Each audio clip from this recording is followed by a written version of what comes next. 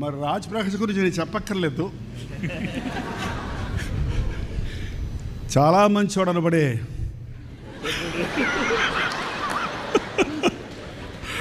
నువ్వు కూడా అప్పుడప్పుడు మెసేజ్ల్లో చెప్తుంటేనే ఇట్లా అవునా అనిపిస్తుంది నాకు.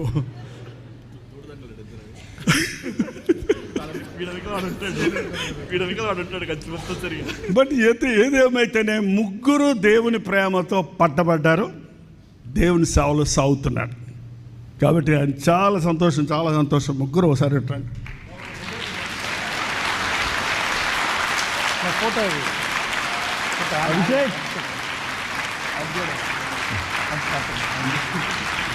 చెట్టు తిన్నా చేస్తారు రాదు.